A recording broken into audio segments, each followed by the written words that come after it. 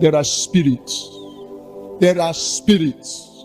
And here I am in Calabar. Within this week, I'm traveling again to London. When I come back from London, I'll be in Nigeria for a brief time. Then I will go to Ghana. From Ghana, I will come back to Nigeria for a brief time. And then I will travel to Indonesia. And I will come back to Calabar for a brief time. And then I will go to Kenya. And I will come. That is my life. Because when I was a young man, I entered into a binding covenant. Very painful. I drew the spirit realm. I see somebody going somewhere. I see you breaking barriers. My God. My God. My God. My God. Let me speak to you as young people. If you don't conquer this realm I'm talking about, it'll be very hard for you to succeed in life. This is the thing that levels men more than any other thing, and women. It's called the spirit of immorality, and it is very rampant now. It's so high now. Receive the grace. You will not be a casualty. You must rise above all of those things. Sin of immorality is like a man that goes fishing. You carry a worm and put on the end of the hook, and you drop the hook with the fishing line, and the fish comes and sees the juicy worm inside the water, and he opens his mouth to swallow, and while he's swallowing, he doesn't know the thing that looks so juicy is a trap, and the thing hooks him. I don't know who I'm talking to who has been hooked with pornography, hooked with masturbation, hooked with lesbianism, hooked with immorality, and you're struggling like the fish to come out. The more you struggle, the more the hook enters. That's immorality.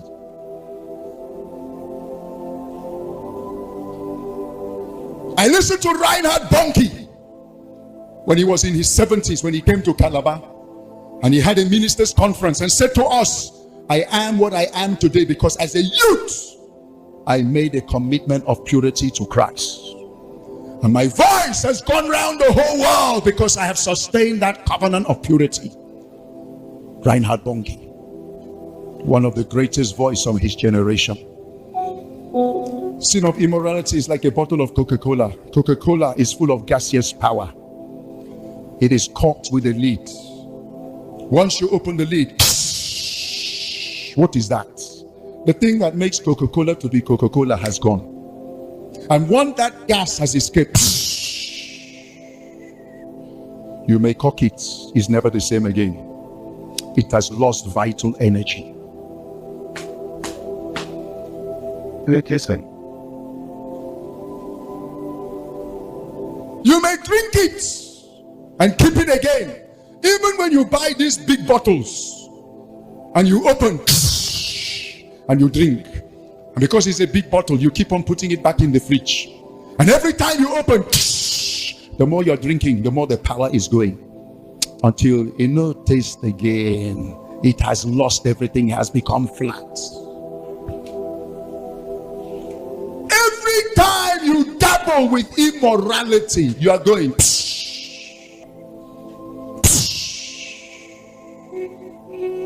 until glory has departed, until you become an empty container, until you don't have what it takes to meet the challenge of your generation. Sin of immorality. Look at my shadow. It's like the shadow. Anywhere you travel, you say, hey, Calabar, Hoto, Calabar, Calabar. All right, go Lagos now. There's no place you will travel, you will meet it. Receive grace to conquer it now. Sin of immorality is like a car going on a long journey. You put petrol, fill the tank. You put water, fill also the water tank. You pump the tires, you put oil in the engine. All the putables you put, you equip, and you start the journey.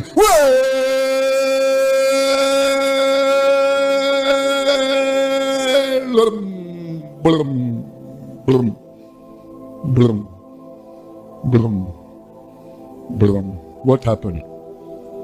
Tire flags. One small nail has joked the tire, and the long journey you become packed.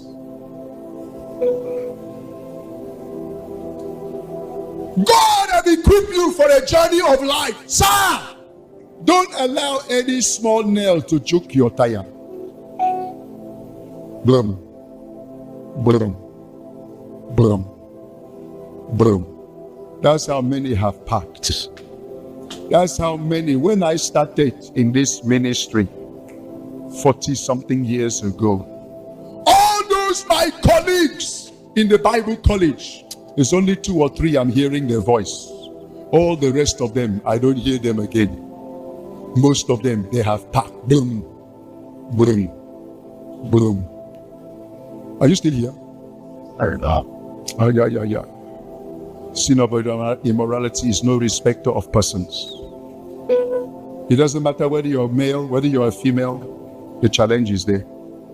It doesn't even matter your age, whether you're young, whether you're senior, matured, that thing will be there all the days of your life. You either kill it now and conquer it now, or that thing will conquer you. It's not even a matter of marrying. I hope you know that adultery now in marriage is even more than those who are outside of marriage. The way this thing is going. Hey. Aya. I read a book many years ago. That book, I read it, I wept tears. I read it the second time. I read it the third time. I read it the fourth time. I think I've read that book about 5 times. That book says, I Was Wrong. Written by Jim Baker. Jim Baker in the late 70s and early 80s was the #1 preacher in the world. He was an Assemblies of God preacher. That time he had the largest Assemblies of God church in the world, 14,000-seater auditorium running shifts. He had 23 assistant pastors. The man was the first man on planet Earth to have satellite television. The first person who was having television network was an AG pastor called Jim Baker. And because he was the first to have satellite TV, anyone who wants to preach satellite TV, you have to pass through his network. That made Jim Baker the richest pastor on the earth. That gave Jim Baker the wealth to buy and build 2 500-room hotels. Go and try and build one of only 50 rooms. You will call governor to dedicate. But this man built 2 500-room hotels, plus a gospel village, complete with shopping malls and everything you can ask. He had his own jet aeroplane. The man was also a powerfully oiled and graced man that carried anointing and grace. And one day, he started to hear how his wife is cheating on him. Because Jim Baker was so busy in ministry. He was so focused and committed to ministry, he has no time much with the wife. The wife's name was, I think, Fanny Faye. And because the wife doesn't have any time with the husband, the chief engineer in the media department was getting closer and closer, and they were having relationship. And people started to tell Jim Baker, your wife is having relationship with your chief engineer. He kept on here. He hear from this one. He hear from the other one. Hi. And then his best friend came and met him. His best friend was also a reverend minister in Assemblies of God, and said to him, Jim, let me advise you. Women are jealous individuals. They are so jealous that what you need to do to capture back your heart of your wife, you go and collect your own girlfriend. And you see how your wife will run back to you. And that his best friend went further and booked hotel. And carried one young girl. I think that girl was 18 years of age. Her name was Jessica Hans. Beautiful young lady. And carried the key of the hotel and gave to Jim Baker and said, man of God, carry the key. Go to that room. You will see something inside. Go and enjoy yourself. After, go and tell your wife. So your wife will Sit up. And he collected the key. I hear heaven shouting, don't go, don't go. But he went like an ox before the shearers is dumb, and opened the hotel room and saw this beautiful girl in the middle of the bed, pure naked. Men, we are moved by what we see. When you see a woman pure naked, only Holy Ghost will help you. In fact, that is not the time to pray in tongues. It's not the time to bind devil. You do what? Pick race and run. But Jim Baker was arrested and captivated by the beauty of this girl. And before you know it, he has removed his clothes. What he has never done in his life, what he has never done in 30 years of marriage. For the first time of 30 years of marriage, he jumped on top of this young girl and slept with her. And as he pulled himself out from her body, his spirit eyes opened. He saw the walls of protection that God had sovereignly placed all around his life collapsing like packs of cards. Then he saw demons from hell, from the water, from the sea, from the forest, from the land, rushing to tear him in pieces.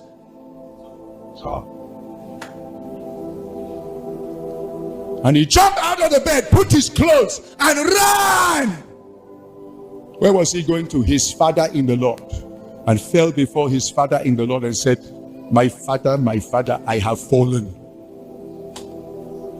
I have messed up. I am in trouble. I have seen all my protection gone. I've seen all the demons. The father in the Lord said, because you have confessed, God is faithful and just to forgive you. So, Jim Baker, rise. I will not report you to the leadership because you have confessed to me. Go! God will still see you through. And the father in the Lord prayed one prayer and left. He didn't know it's not easy like that, though. Young lady, that thing you're joking with is a destiny destroyer. That small enjoyment, 15 minutes, 20 minutes, is your lifetime will go down the pits. Before you know it, you may never recover again except God shows you mercy. 2 months later, that girl he slept with sent him a message. Man of God, now you have slept with me. I'm ready to tell the whole world.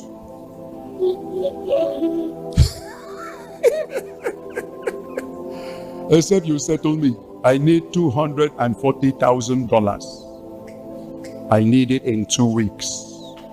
You know what is $240,000? That's $500 million naira. I need it in 2 weeks. Hey! So what you have labored for 30 years, you are now selling properties to settle a small 18-year girl. Hey! And he settled her. And after settling her, 3 months later, another message. Man of God. This time I need 1.2 million. You have 2 weeks. Huh? Which of the 500-room hotel will I sell? Or do I sell my jet aeroplane? And while he was sweating, which one he will sell? 3 men of God enter his office and said to him, man of God, there's no smoke without fire. We are hearing some rumors concerning you. And you know you belong to a denomination that will suspend you when they hear. When they suspend you, for 1 year you will not handle pulpit and your church will close down, your ministry, everything will go down. So for you to escape that, the best thing you can do, hand over to us. Just announce to the world, you have been having one kind terrible disease and sickness that you cannot recover. You have been trying to manage it, but now you are going on sick leave for until further notice, and stay out of circulation for at least 1 to 2 years. We will handle the ministry until the smoke has gone down, and when the smoke has gone down, we will hand over everything back to you. Just sign these documents. And in his confusion, Without even reading the document, he signed, not knowing that what those men wrote in the document is that all of the property of this man belongs to us forever. And in less than 24 hours, he lost the 500-room hotel. Sir, do you know what it means to lose even one small house? Not to talk of 500-room hotel times 2. You lose gospel village. You lose jet aeroplane. You lose everything.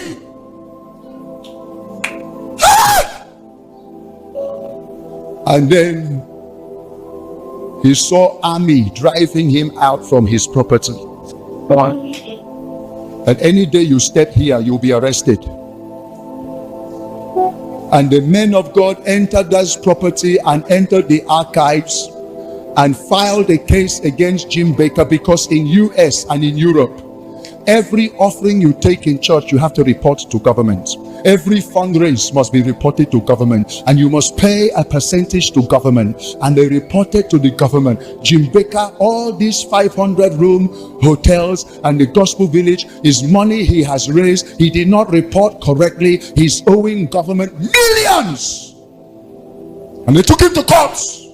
And when he got to court, he cannot defend himself because he doesn't have access to his files. And in court, he was given 270 years imprisonment.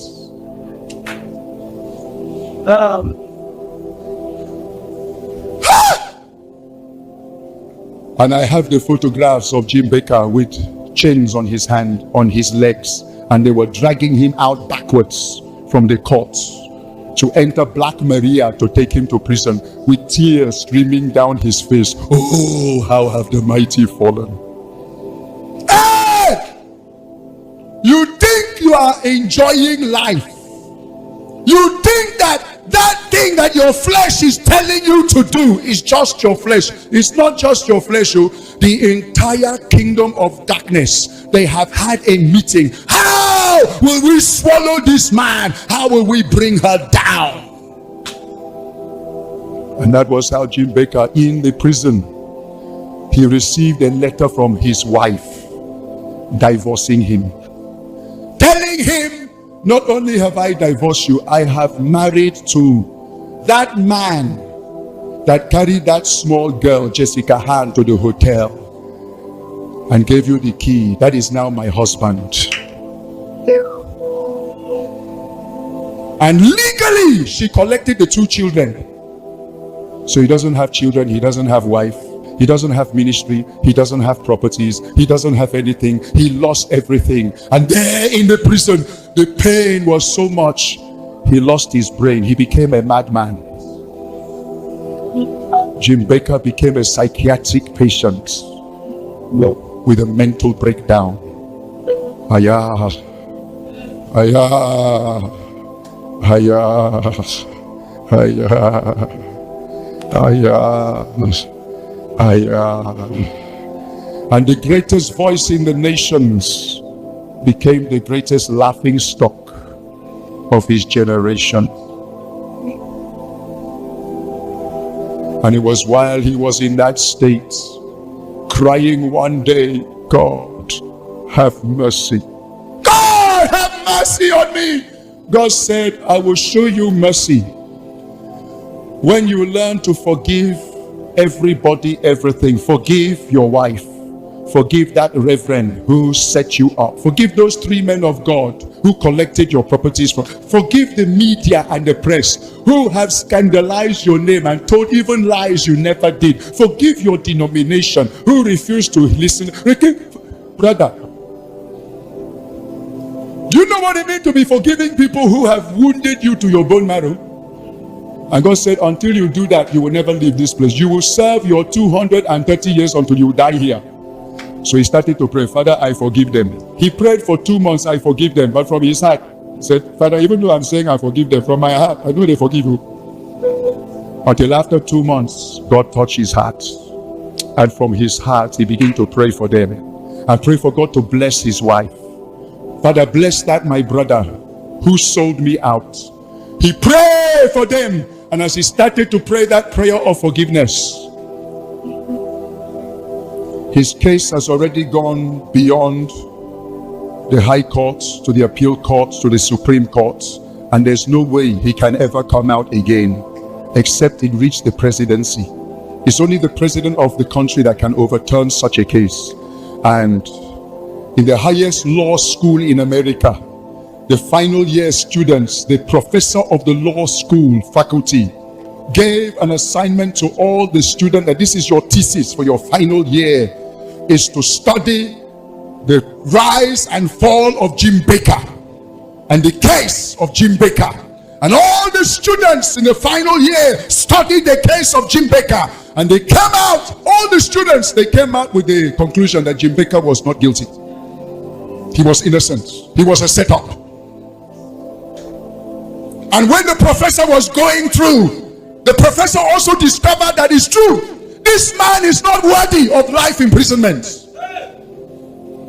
And they wrote to the presidency, and the presidency sat down with his cabinet and went through, and they said it is true. And from the presidency of the United States of America, they announced Jim Baker is not guilty. Release him from that prison. And that was how Jim Baker came out from prison. And that is how, if you go to America today, he's still alive. He's about 90 years of age. Jim Baker has again satellite television. Jim Baker again, he has recovered that ministry because one man paid to the whole money to buy back all those properties he lost. And today he has the properties, he has the satellite television, he has married another wife, he has new children. Sir, everything the devil took from him, he has recovered all. Sir, God is God, he cannot be mocked. If you want to succeed in this life, you need spirits.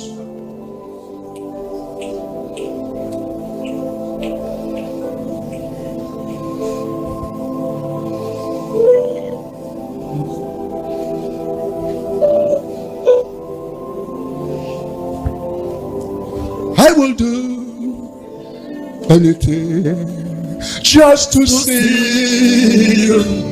Ayalaba Shakaya. To behold you as for your glory,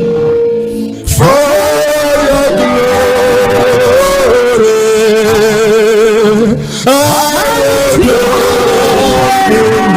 anything just to see